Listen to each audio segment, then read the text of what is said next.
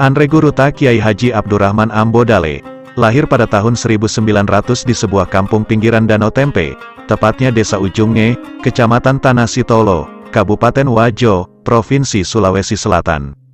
Meninggal di Makassar pada hari Jumat tanggal 29 November tahun 1996, setelah dirawat beberapa hari di Rumah Sakit Akademis Jauri, karena menderita sakit, kemudian dimakamkan di Pondok Pesantren DDI Mangkoso, Kabupaten Baru, Provinsi Sulawesi Selatan. Sosok Pandrita dari Tanah Bugis ini, lebih populer dengan nama Ambo Dale, artinya sumber rezeki. Ambo Dale lahir dari pasangan Puang Ngati, Daeng Patobo, dengan istrinya yang bernama Puang Candara Dewi, atau Puang Cendaha. Konon saat mengandung, Puang Candara Dewi bermimpi melihat cahaya yang keluar dari perutnya. Itulah sebabnya ketika bayinya lahir, diberi nama Ambo Dale, dalam bahasa Indonesia bermakna sumber rezeki. Dalam kebudayaan Bugis, pemberian nama bagi bayi sangat penting, selain sebagai pengenal, juga berfungsi untuk kehidupan anak kelak. Semoga dengan nama itu, jalan mendapatkan rezeki Tuhan. Misalnya bayi laki-laki diberi nama Ambo Tuo, artinya sumber kehidupan. Indo Tuo untuk perempuan, juga bermakna sumber kehidupan. Begitu pula seperti Ambo Enre dan Ambo Nai, yang berarti sumber kehidupan yang senantiasa bertambah, dan lain sebagainya. Ambo Dale mula-mula belajar mengaji pada tantenya yang bernama Imidi, tapi hanya berlangsung 15 hari saja, karena khawatir Ambo Dale bisa terpengaruh dengan perilaku anak sebayanya, yang lebih banyak bermain saat pergi mengaji. Maka ibunya memutuskan untuk mengajari langsung anaknya di rumah sendiri, sehingga lebih mudah mengawasinya. Setelah tamat mengaji di rumahnya, selanjutnya Ambo Dale dimasukkan mengaji tajwid atau masara baca, pada pengajian yang diasuh oleh kakeknya yang bernama Puang Cajo, yang pada masa itu menjabat sebagai Imam Ujunge. Selain belajar, Ambo Dale juga turut membantu kakeknya mengajari anak-anak lainnya. Setelah itu, Ambo Dale melanjutkan pelajaran tajwidnya, yang disebut baca pitueh, selama 3 bulan, kepada ulama setempat yang bernama Haji Muhammad Ishak, yang dikenal ahli dalam pembelajaran menghafal Al-Quran, serta menguasai ilmu nahwu dan saraf. Dengan ilmu nahwu, kita bisa mempelajari bagaimana membunyikan bagian akhir dari suatu kata dalam struktur kalimat bahasa Arab, sementara ilmu saraf, kita bisa mempelajari dan mengetahui pola kata dalam bahasa Arab. Uniknya, dalam umur 7 tahun, Ambo Dale sudah mampu menghafal Al-Quran dengan baik. Sejak itulah ia populer di kalangan masyarakat sekitarnya, terutama di Tanah Sitolo. Dengan begitu, banyak anak-anak yang berdatangan untuk belajar mengaji kepadanya. Karena di Tanah Sitolo belum ada lembaga pendidikan formal, Ambo Dale kemudian bergerak ke Sengkang yang berjarak 7 km dari rumahnya, untuk menuntut ilmu lebih lanjut. Di kota Sengkang, kemudian ia memasuki sekolah Belanda yang bernama Volkschool, atau sekolah rakyat. Kemudian Ambo Dale, kursus bahasa Belanda di HIS atau Hollands Inland School, yang dapat diterima di sekolah ini hanya kaum bangsawan pribumi. Ambo Dale, nyaris tak punya waktu untuk bersantai. Hampir seluruh waktunya digunakan untuk belajar. Kalaupun ada waktu luang yang tersisa, itu digunakan untuk berolahraga. Olahraga yang digemarinya adalah sepak bola. Ambo Dale dikenal sebagai pemain yang andal oleh teman-temannya. Ia dijuluki si Jonga, atau si Rusa, karena memiliki nafas kuat dan lari yang kencang. Dalam kesebelasan, ia bisa menempati posisi di mana saja, baik posisi penyerang, gelandang, maupun pertahanan belakang. Selain itu, Ambo Dale juga pandai bermain sepak raga dengan gaya yang menawan. Dengan begitu, banyak gadis-gadis terpikat olehnya.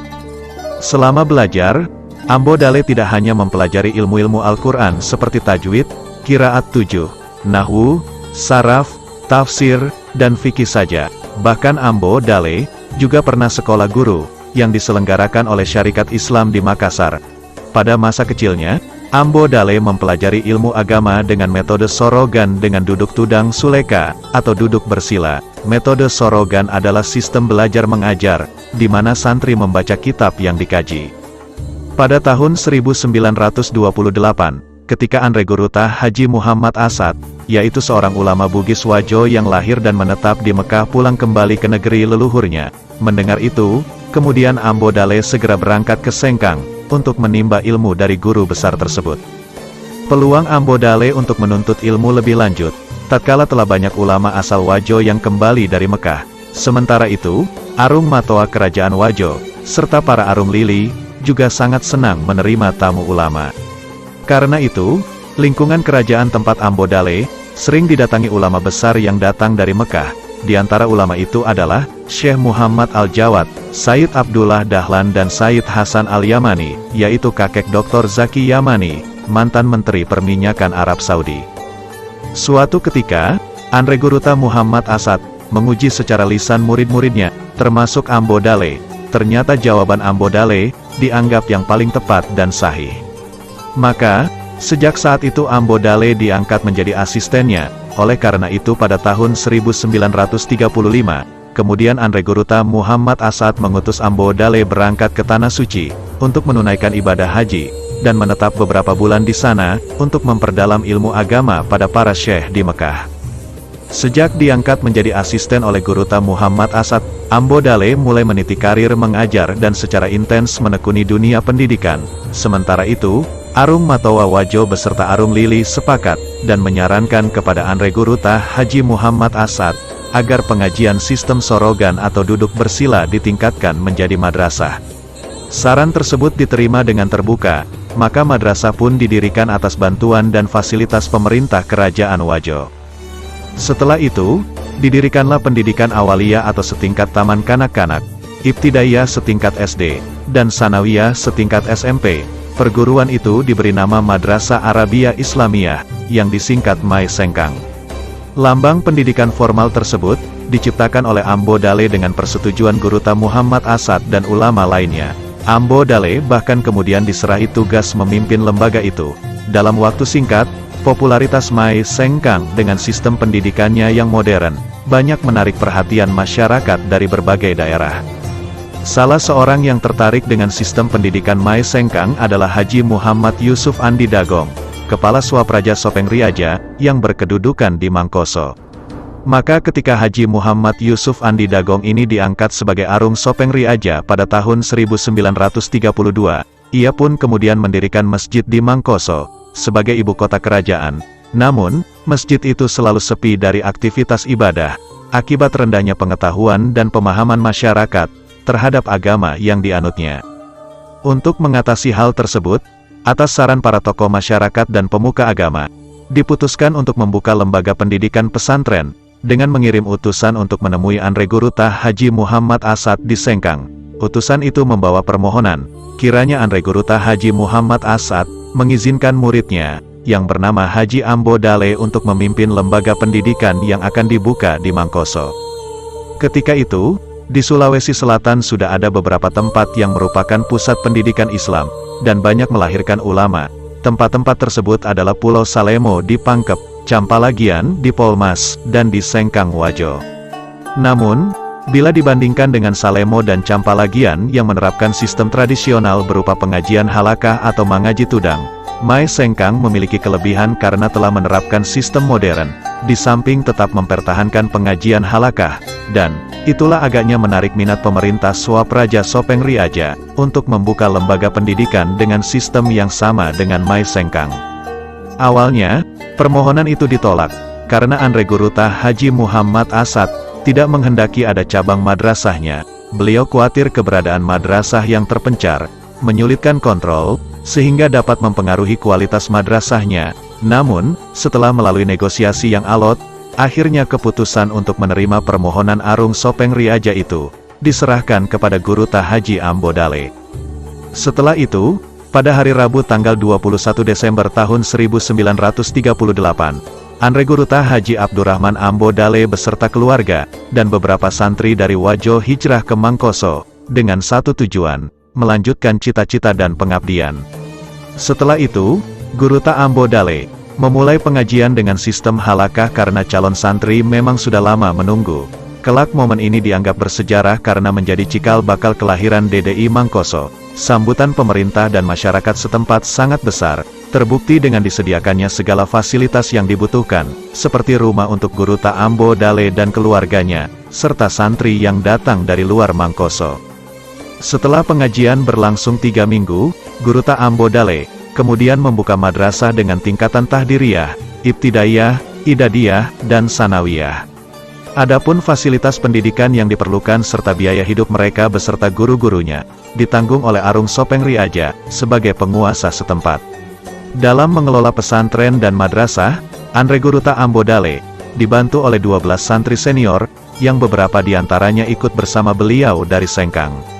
Mereka itu adalah, Guruta Muhammad Amberi Said, Guruta Haji Harun Rashid Sengkang, Guruta Abdul Rashid Lapasu, Guruta Abdul Rashid Ajakang, Guruta Burhanuddin, Guruta Muhammad Maki Baru, Guruta Haji Hanan Mandale, Guruta Muhammad Yatang Sengkang, Guruta Muhammad Kasim Pancana, Guruta Ismail Kutai, Guruta Abdul Qadir Balusu, dan Guruta Muhammadiyah. Menyusul kemudian, Guruta Muhammad Akib Siangka, Guruta Abde Rahman Matameng, dan Guruta Muhammad Amin Nasir.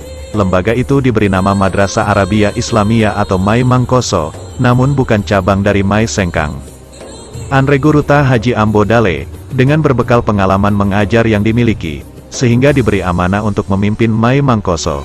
Berkat dukungan dan simpati dari pemerintah dan masyarakat Mangkoso, pertumbuhan dan perkembangan madrasah ini sangat pesat, terbukti dengan banyaknya permintaan dari luar daerah untuk membuka cabang.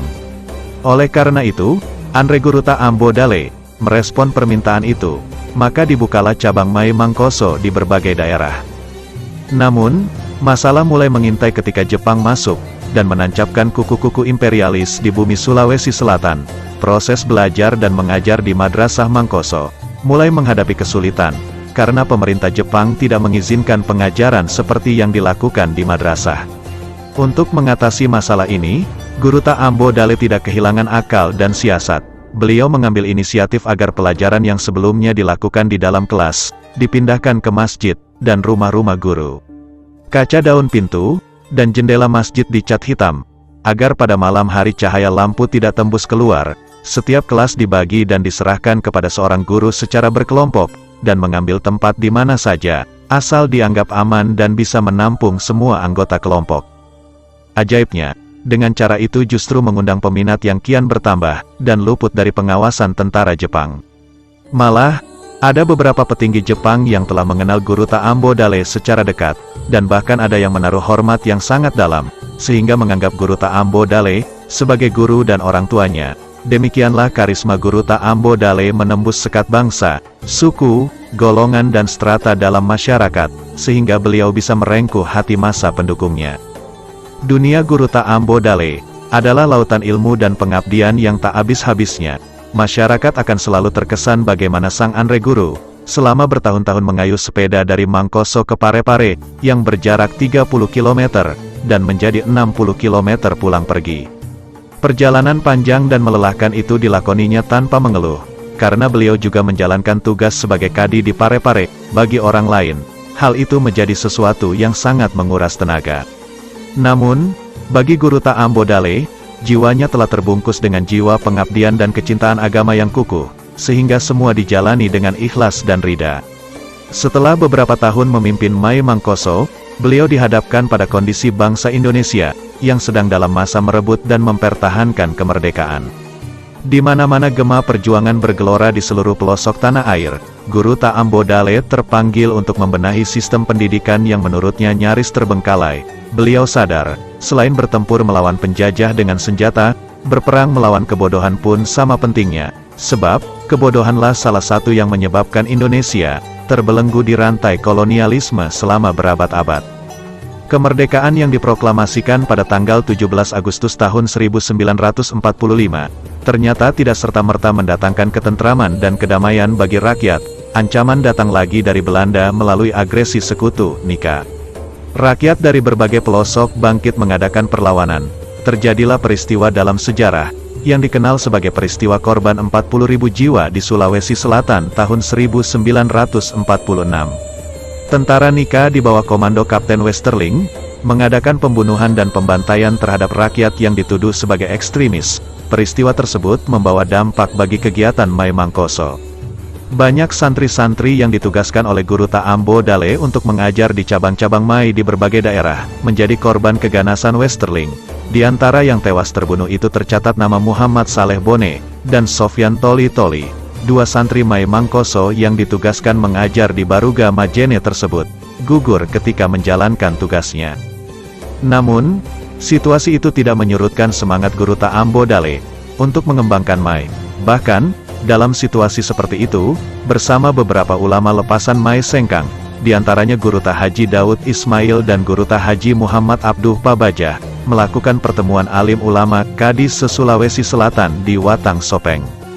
Pertemuan itu diadakan pada hari Rabu tanggal 5 Februari dan berakhir tanggal 7 Februari tahun 1947. Pertemuan itu menyepakati membentuk organisasi yang diberi nama Darut Dawah Wal Irsyad atau DDI, yang bergerak dalam bidang pendidikan, dakwah, dan sosial kemasyarakatan. Dalam pertemuan itu, Guruta Ambo Dale dipilih sebagai ketua, dan Guruta Muhammad Abduh Pabajah sebagai sekretaris organisasi itu. Setelah pertemuan tersebut, Mai Mangkoso beserta seluruh cabang-cabangnya berubah nama menjadi DDI, dan Mangkoso pun ditetapkan sebagai pusat organisasi. Pasca proklamasi kemerdekaan, gairah rakyat untuk mengejar segala ketertinggalan utamanya dalam bidang pendidikan, bagai tak terbendung. Hal ini membuat pimpinan pusat DDI Mangkoso sangat kewalahan melayani permintaan untuk mengirimkan guru-guru ke seluruh cabang-cabang DDI yang baru. Maka, suatu kebijaksanaan segera diambil oleh Ketua Umum melalui suatu keputusan rapat, adalah dengan menugaskan siswa-siswa kelas tertinggi untuk mengajar di madrasah-madrasah yang tersebar di mana-mana. Mereka diwajibkan mengabdi selaku pendidik dalam jangka waktu tertentu. Setelah selesai, barulah mereka dipanggil kembali untuk meneruskan pelajarannya. Prakarsa ini ternyata bermanfaat ganda. Kesulitan tenaga pengajar dapat ditanggulangi tanpa memerlukan biaya besar. Sedangkan bagi para siswa, kegiatan tersebut berguna sebagai wahana mempraktikkan ilmu yang telah mereka dapatkan di madrasah. Selanjutnya, bila mereka berada di tengah masyarakat, tidak canggung lagi dalam melanjutkan pengabdiannya. Pada tahun 1950, Guruta Ambo Dale yang sudah berumur 50 tahun itu, akhirnya pindah ke Parepare meninggalkan Mangkoso yang syarat kenangan. Namun, semakin meneguhkan Guruta dalam kiprah menegakkan agama Islam lewat media pendidikan. Di Parepare, Guruta Ambo Dale membangun rumah dan menetap di Ujung Baru bersama keluarganya. Dan pada tahun itu pula, pusat DDI Darut Dawah Wal Irsyad berpindah ke Parepare dengan menempati sebuah gedung di sebelah selatan Masjid Raya Parepare. Gedung tersebut adalah pemberian Arum Malu Setasi. Tak berapa lama kemudian, dibangun perguruan di Jalan Andi Sinta, Ujung Baru, Parepare, bersebelahan dengan rumah kediaman Guruta Ambo Dale. Setelah itu, Guruta pindah ke Ujung Lare, atau lereng gunung, yang diperuntukkan bagi santri putra, sedangkan untuk santri putri, tetap di Ujung Baru. Sementara itu, DDI di Mangkoso tetap berjalan seperti biasa, dan dikelola oleh pemimpin yang baru, yakni Guruta Muhammad Amberi Said. Secara geografis, kota Parepare amat strategis untuk menjadi pusat kegiatan organisasi dan pendidikan. Terletak di tepi pantai, kota itu memiliki pelabuhan alam, yang syarat dilabuhi kapal-kapal berbagai ukuran, baik dari dalam negeri maupun dari mancanegara. Kondisi ini menunjang perkembangan DDI dalam kiprah pengabdiannya. Untuk itu, manajemen organisasi DDI disempurnakan sesuai dengan kebutuhan. Muktamar sebagai institusi tertinggi organisasi ditetapkan 2 tahun sekali. Badan-badan otonom didirikan, antara lain, Fityanut Dawah Wal Irsyad atau FIDI, bergerak di bidang kepanduan dan kepemudaan. Fatayat Darut Dawah Wal Irsyad atau FADI, untuk kaum putri dan pemudi, dan Ummahatut Dawah Wal Irsyad, bagi para ibu-ibu. Dibentuk pula Dewan Perguruan yang mengatur pengelolaan madrasah dan sekolah, termasuk pengangkatan guru-guru dan penyusunan kurikulum. Sistem pendidikan disesuaikan dengan kemajuan zaman. Dalam kesibukannya memimpin organisasi dan perguruan itu, Guruta Ambo Dale tidak melalaikan kewajibannya sebagai warga negara yang taat. Ia bersama Kiai Haji Fakih Usman, dari Departemen Agama Pusat, yang dipercayakan oleh Pemerintah Republik Indonesia, untuk membenahi dan merealisasikan pembentukan Departemen Agama Provinsi Sulawesi. Tugas itu dapat dilaksanakan dengan baik berkat ketekunan dan kesabarannya. Sebagai Kepala Depak yang pertama, diangkatlah Kiai Haji Syukri Ghazali, sedangkan Guruta Ambo Dale diangkat menjadi Kepala Kantor Urusan Agama Parepare. Pada tahun 1954, beliau menggantikan Kiai Haji Zainuddin Daeng Mabunga, yang dialih tugaskan ke Makassar. Perjalanan hidup terus bergulir dengan segala dinamika yang mengiringinya, hingga pada suatu hari, tepatnya tanggal 18 Juli tahun 1955, mobil yang dikemudikan oleh Abdullah Giling, sopir yang merangkap sekretaris Guruta Ambo Dale, dicegat sekelompok orang bersenjata lengkap di Desa Belang-Belang Kabupaten Maros. Awalnya, Abdullah Giling mengira pasukan tersebut adalah tentara yang sedang latihan perang-perangan, namun, ketika mobil berhenti, anggota pasukan bersenjata itu membuka topi bajanya dan berhamburanlah rambut panjang melampaui punggung, ciri khas pasukan pemberontak. Guruta Ambo Dale sedang dihadang oleh gerombolan separatis DITII, pimpinan Kahar Muzakar. Waktu itu DITII memang banyak mengajak kaum ulama untuk dibawa masuk ke hutan dan dijadikan penasihat Kahar Muzakar. Yang menolak akan diambil secara paksa atau diculik, seperti yang terjadi pada Guruta Kiai Haji Abdul Rahman Matameng. Pasukan gerombolan tersebut tidak memberikan kesempatan Guruta Ambo Dale untuk berbicara, dan langsung dinaikkan ke atas usungan Guruta Ambo Dale, lalu dibawa masuk hutan yang menjadi basis perjuangan mereka untuk bergabung dengan anak buah Kahar Muzakar. Niat pimpinan Darul Islam, Tentara Islam Indonesia itu, untuk menculik Guruta Ambo Dale, memang sudah lama.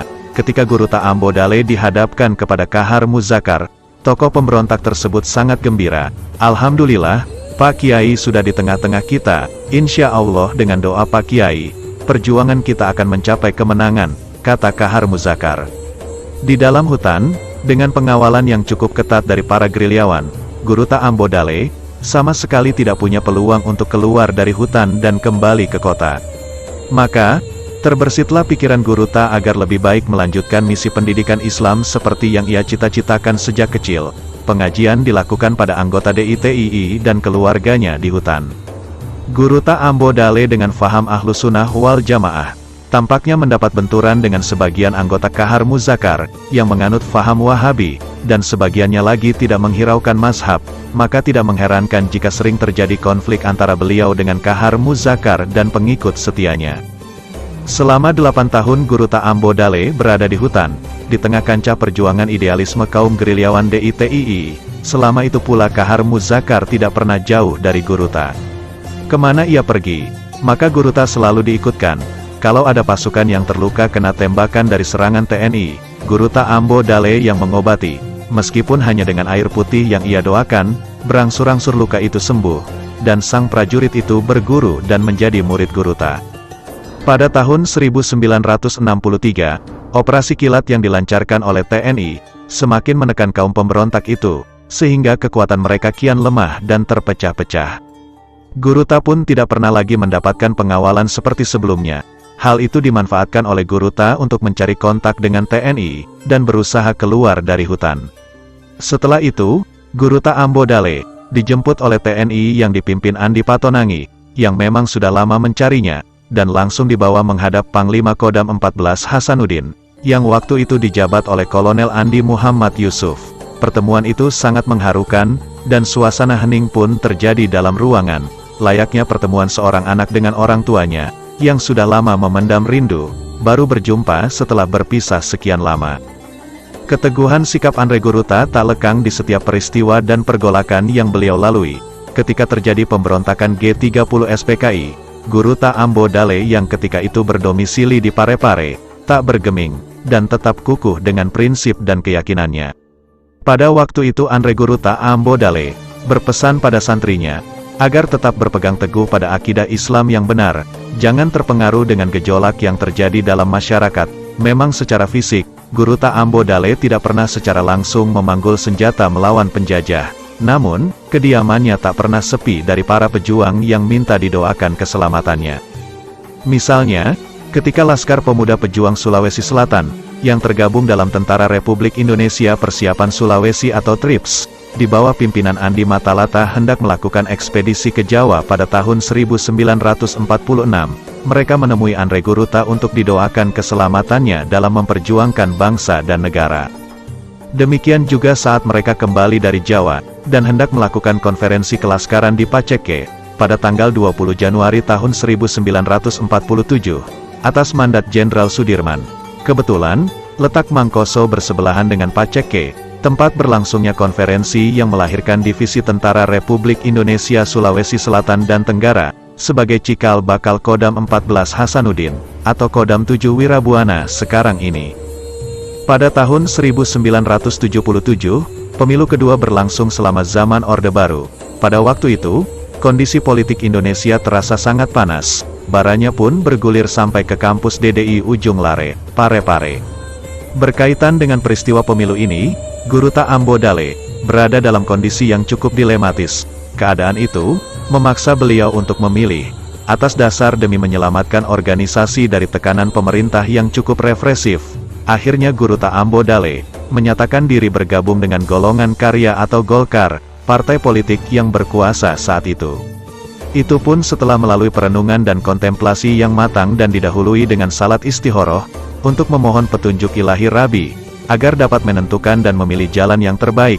Akhirnya Guru Ta Ambo Dale memilih ikut bersama dengan pemerintah, membangun bangsa dan negara daripada harus berseberangan jalan.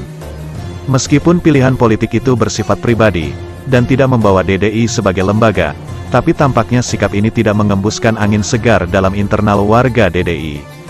Di antara tokoh DDI dan murid-muridnya banyak yang tidak setuju dengan sikap yang diambil Guru Ta Ambo Dale. Sikap itu dianggap sudah keluar dari garis perjuangan DDI. Hal itu berdampak pada perbedaan sikap dari para santri tempat beliau memimpin. Peristiwa ini memberi dampak serius terhadap mekanisme pendidikan di pesantren DDI Ujung Lare dan Ujung Baru, Parepare, yang dipimpin langsung oleh Guru Ta Ambo Dale.